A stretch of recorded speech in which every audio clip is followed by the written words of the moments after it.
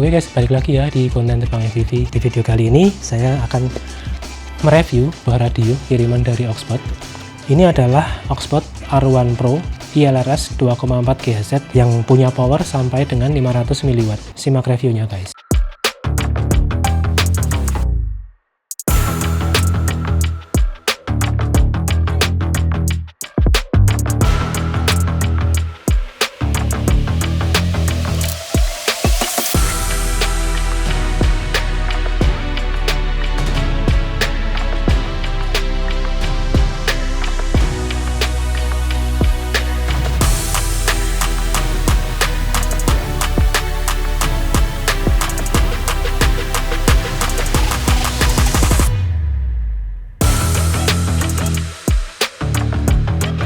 Welcome to Oxbot.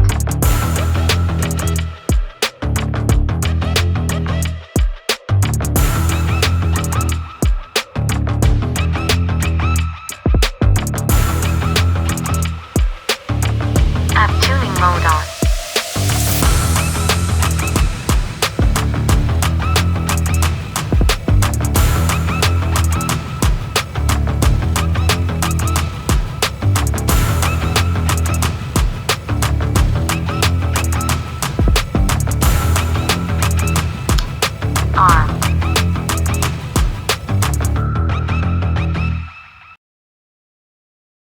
Oke guys, kita langsung mulai dari bentuknya ya. Jadi radio ini berbentuk gamepad style seperti ini ya. Ini adalah salah satu bentuk radio kesukaan Terbang FPV ya, karena mungkin tangan saya ini nggak terlalu besar, jadi saya lebih cocok menggunakan radio-radio dengan model gamepad seperti ini. Dan Oxbot R1 ini ada dua versi, dia ada seri Pro seperti ini dan ada versi non Pro. Bedanya adalah seri Pro ini dilengkapi dengan CNC gimbal seperti ini, dan di paket bawaannya sudah disertai dengan baterai. Dan untuk stick end-nya modelnya bisa dilepas seperti ini. Ada tempat penyimpanan ya di belakang sini seperti radio-radio yang bisa dilepas pada umumnya. Pasangnya tinggal kita pasang seperti biasa. Seperti ini guys. Radio dari Oxbot ini sudah menggunakan gimbal RDC 50 ya, dan untuk seri Pro ini dia sudah yang tipe CNC seperti ini. Gimbalnya cukup smooth guys, cukup smooth dan enak ya. Untuk size-nya kelihatannya dia lebih kecil dari AG01 mini ya, jadi mungkin ini mirip yang nano.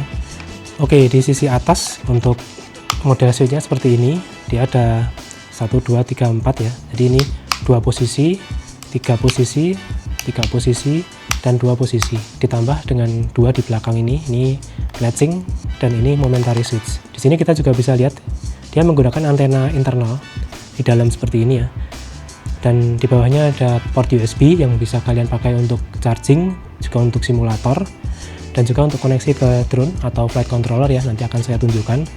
Dan di belakang dia ada heatsink untuk pendinginan power ILRS nya. Dan di belakang sini dia juga support modul eksternal tipe nano guys. Di area belakang nggak ada apa-apa ya, hanya ada 2 slot untuk menyimpan stick gimbal tadi. Dan baterai yang digunakan adalah tipe 18650 ya, jadi bukan 21700. Jadi dia nggak yang berat-berat amat.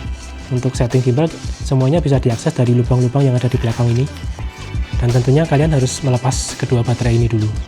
Oke, sekarang kita masuk ke menu guys. Ini sangat menarik karena radio dari Oxbot ini dia tidak menggunakan operating system seperti pada umumnya yang rata-rata menggunakan OpenTX ataupun HTX ya. Tapi di sini Oxbot menggunakan Smart OS yang mungkin juga dinamai dengan Oxbot OS ya. Nih guys, check this out. Welcome to Oxbot. Throttle warning. Switch warning. Nah, seperti ini guys, keren banget kan? Dan mungkin sesaat setelah layar ini menyala, kalian langsung bisa notice ya, dia menggunakan layar OLED seperti ini. Layar di radio ini mirip banget guys dengan ini ya, layar-layar yang biasa kalian lihat di smartwatch kalian. Di tampilan standby ini kita bisa swipe ya, ke atas, ke kanan, ke kiri, atau ke bawah. Dan itu fungsinya beda-beda ya. Contohnya seperti ini, ketika kita swipe dari atas ke bawah, kita bisa setting brightness, volume, Dan juga untuk App tuning mode on. menyalakan fitur Bluetooth ya. Dan juga untuk lock screen. App tuning mode on.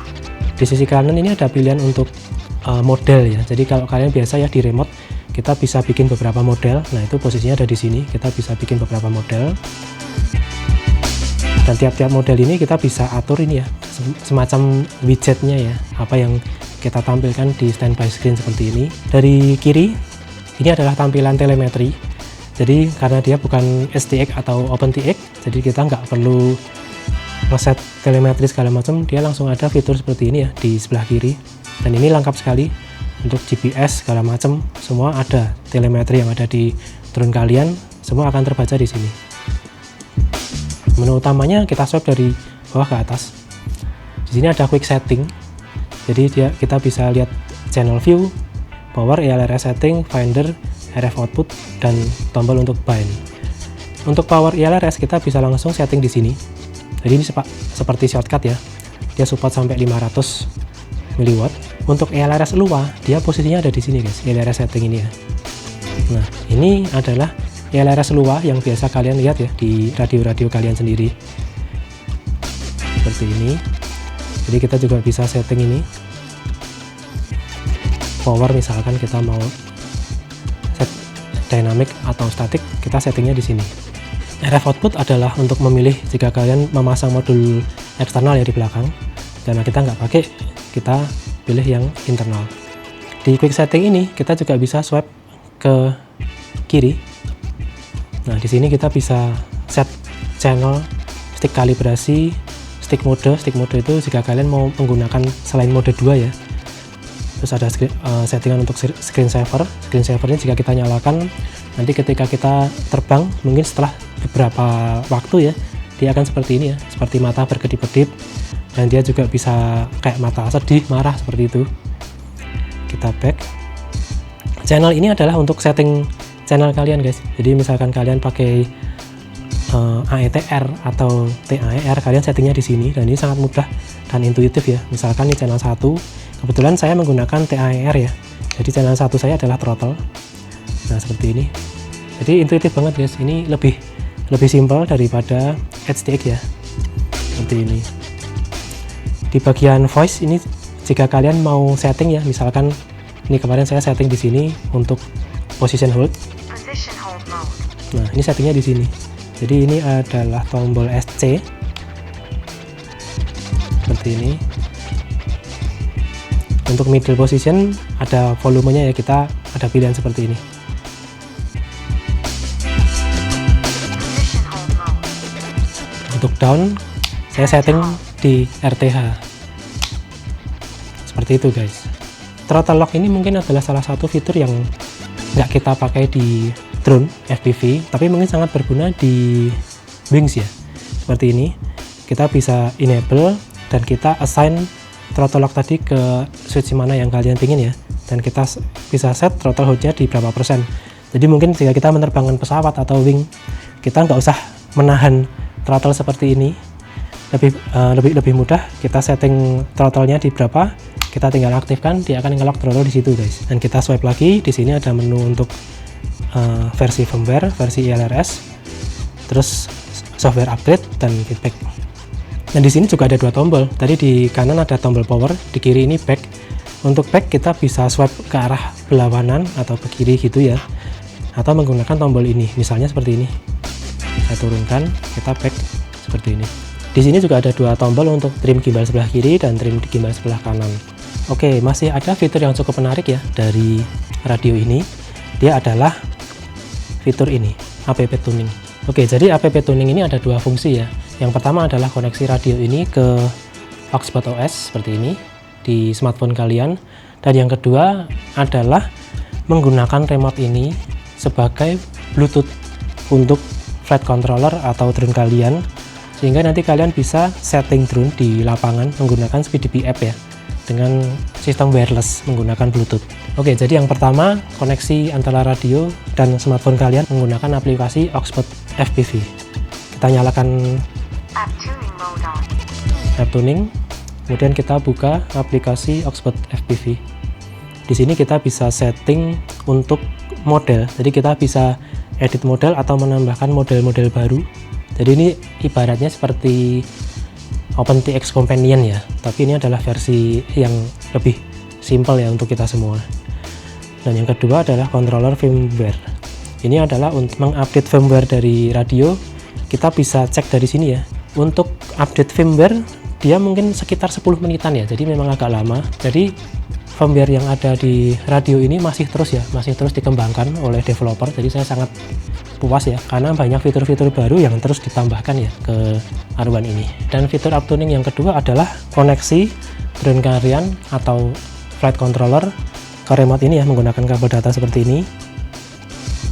Dan kemudian kita nyalakan app tuning, Add tuning mode on. kita bisa buka aplikasi SpeedDB. Nah, ini sudah kesimpan ya, tapi kalian juga bisa plus begini, dia akan detect ya. Nah, dia akan detect ini remote ini. Kita tinggal klik connect. Di sini kita bisa update firmware beta flight-nya ketika kita meskipun kita di lapangan, atau juga kita bisa masuk ke menu konfigurasinya. Seperti ini guys. Ini real time ya, jadi seperti ini ya. Oke guys, jadi bagaimana menurut kalian tentang radio Oxbow R1 ini? Kalian kira-kira suka atau enggak? Tapi untuk saya sudah pakai ya, bahkan untuk penerbangan jarak jauh. Dan antena internal ini memang sedikit challenging ya, karena setup drone saya beda orientasi dengan antena internal ini. Tapi untuk jarak sekitar 4 kilo masih oke guys. Dan untuk penggunaan harian kalian, mungkin kalian terbang freestyle atau terbang-terbang indoor lainnya, nggak akan ada masalah ya menggunakan antena internal dari Oxbow R1 ini. Oke, jadi jika ada pertanyaan atau bagian apa yang saya mungkin kelewat ya, kalian bisa tanya di kolom komentar. Saya pasti akan merespon ya semua komentar yang masuk. Ya, jadi remote ini akan terus ya menjadi andalan terbang FPV untuk muncak gunung, bahkan untuk terbang-terbang harian. Sekian video dari saya. Kita jumpa lagi ya di konten terbang FPV selanjutnya. Bye bye.